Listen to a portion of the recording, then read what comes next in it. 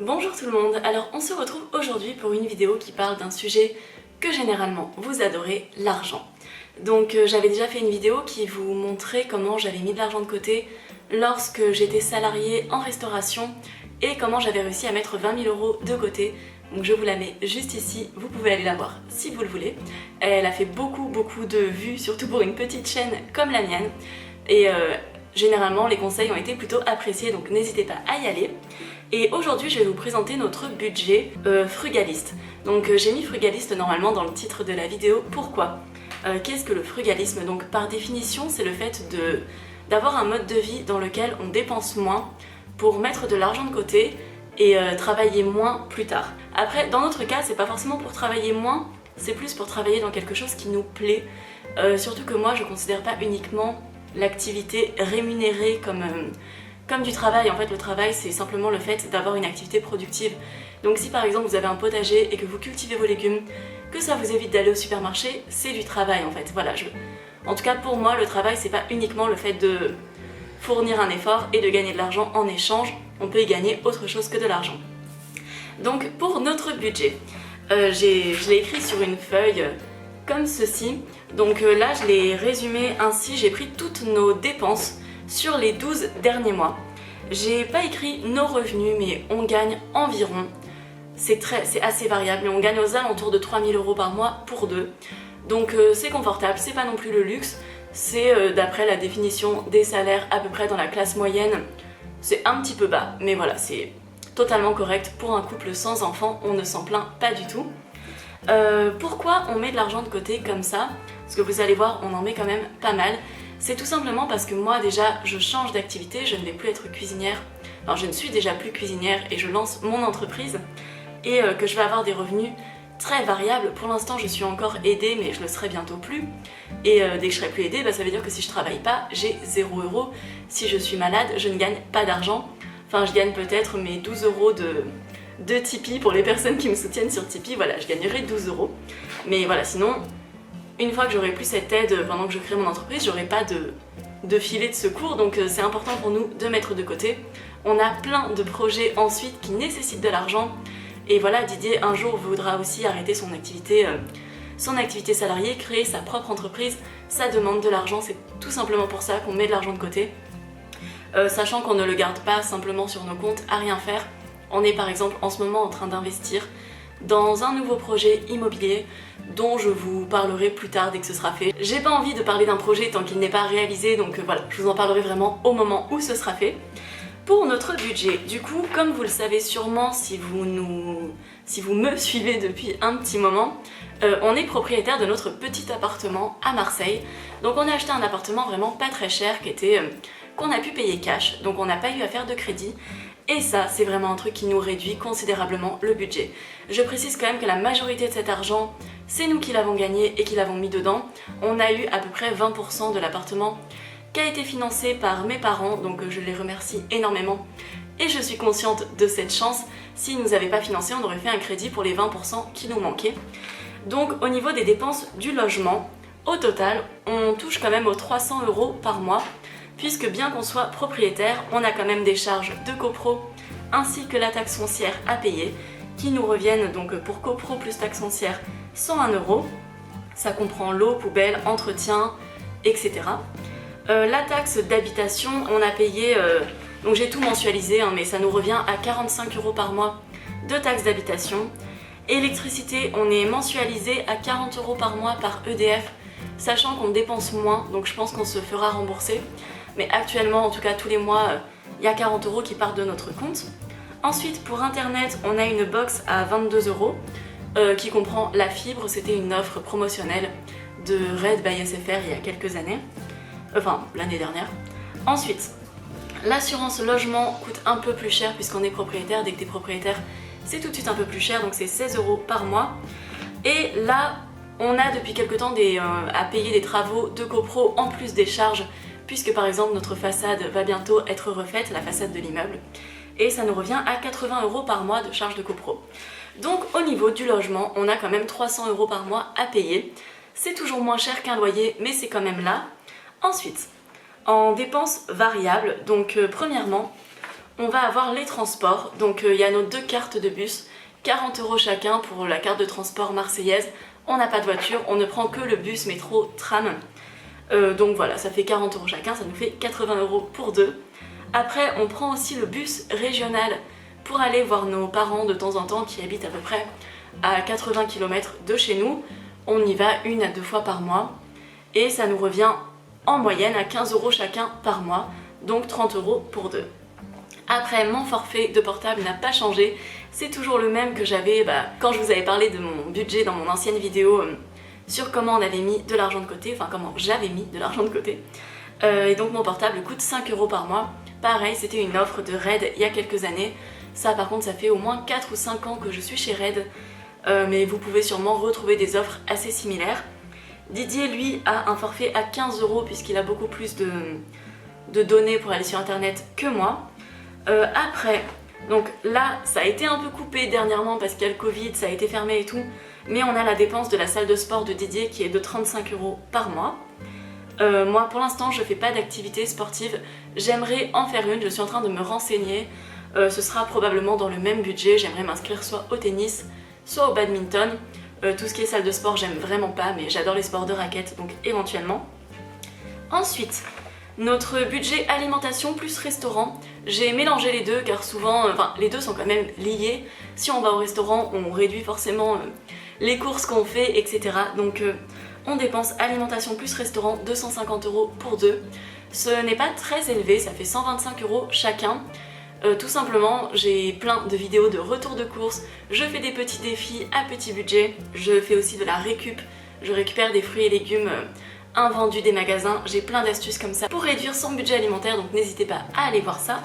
Après, qu'est-ce qu'on a? On a la mutuelle, sur ça on a de la chance aussi, puisqu'on est tous les deux sur la mutuelle d'entreprise de Didier qui lui coûte 40 € par mois. Et son conjoint, donc moi, suis inclus aussi dessus et elle rembourse tout, donc ça c'est super. Si un jour on est tous les deux en indépendant, on devra prendre des mutuelles qui nous coûteront clairement beaucoup plus cher que ça. Même si après on n'a pas de problème de dents ou d'œil, donc on verra si on prend des trucs qui couvrent les lunettes et compagnie, parce que c'est pas forcément nécessaire pour le moment en tout cas. Et ensuite j'ai lissé donc en faisant la moyenne, donc ça c'est que des moyennes pour tout, c'est pas juste sur un mois. J'ai fait la moyenne sur un an depuis le 17 octobre qu'on habite à Marseille puisque nos charges ont changé. En loisirs, achat plaisir, cadeaux, j'ai un peu tout mélangé dedans. Donc ça, qu'est-ce que c'est? C'est quand on va boire un verre, c'est les cadeaux pour nos proches, les cadeaux d'anniversaire, Noël. C'est les trucs, je sais pas, lambda qu'on achète des fois, t'as envie d'acheter un truc, tu l'achètes, les vêtements. Ça nous revient à 75 € par mois. Donc c'est pas tous les mois, on dépense pas pile 75 €, il y a des fois on va beaucoup dépenser. Et des fois on dépense rien du tout. Donc toutes ces dépenses variables nous font 530 € par mois. Donc c'est assez peu pour deux, j'en suis consciente. C'est aussi, je sais très bien qu'on va me dire oui mais c'est parce que vous êtes en couple. C'est vrai que quand on est en couple, généralement on dépense moins d'argent. On n'a pas d'enfants donc ça évidemment c'est une économie considérable. Ça veut pas dire qu'on n'en aura jamais, mais pour l'instant on n'en a pas.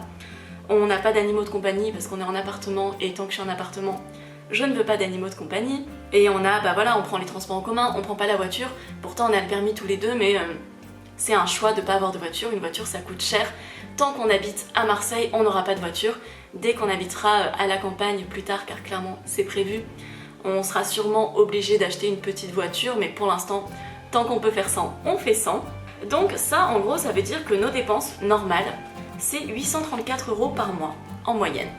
Donc c'est vraiment raisonnable pour vivre, ça veut dire que, sachant qu'on gagne plus de 3 fois ça, on met quand même pas mal d'argent de côté pour nos projets, qu'on investit, c'est agréable. Et en fait, j'aimerais pas vivre avec cette somme d'argent si c'était tout ce que je gagnais, parce que je serais en stress de dépasser.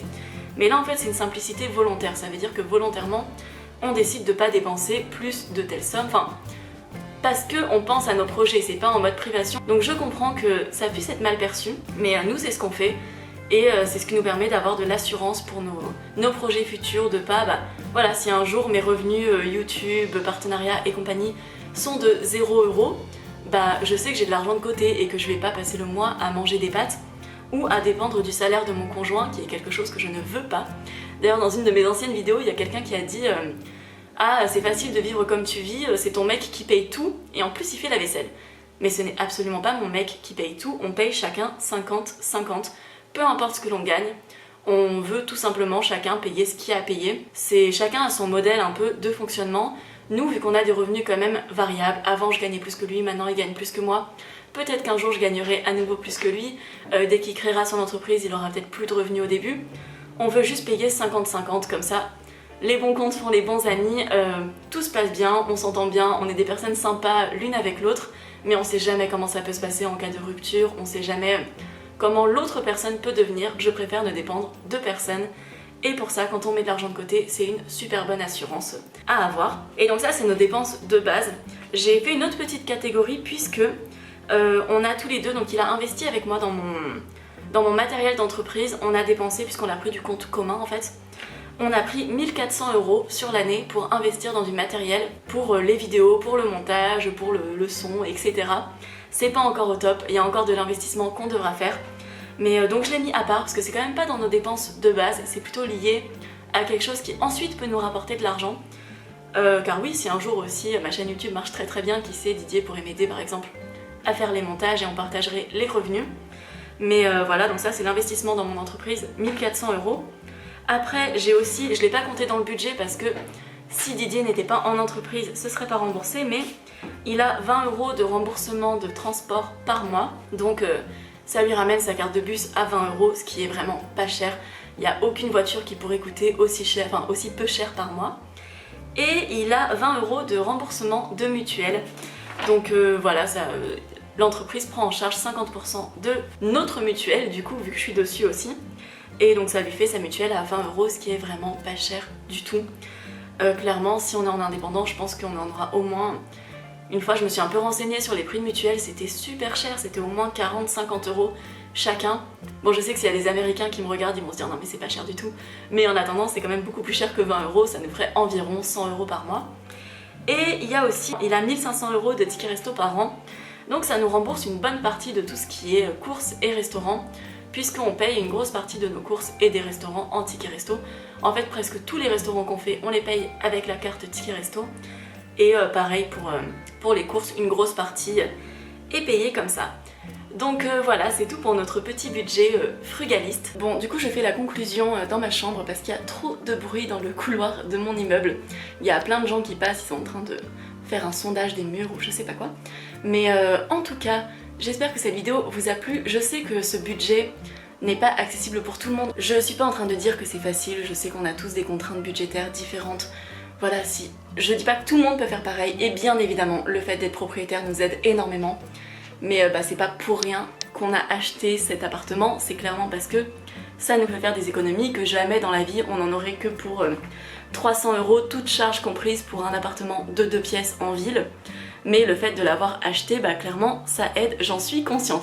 Mais je vous étale notre budget tel qu'il est, donc on en a, même en comptant le fait qu'on a investi dans du matériel pour mon entreprise, on en a pour moins de 1000 € par mois pour 2 personnes. Ça veut dire qu'en gros, pour tenir, il nous suffit de gagner 500 € chacun. Donc ce qui est plutôt rassurant pour nos projets, et quand on arrive à vivre avec peu comme ça nous permet d'affronter la plupart des situations. Donc si cette vidéo vous a plu, n'hésitez pas à vous abonner, à commenter, à liker. Je propose généralement du contenu lié au petit budget, à l'alimentation, mais parfois aussi tout ce qui parle d'argent et de gestion budgétaire. Donc désolée, il y a Quinoa qui miaule, le chat de ma voisine, qui est entré pendant que j'ouvrais la porte tout à l'heure. Il est trop chou, je le garde de temps en temps. Mais on se retrouve très vite, bisous!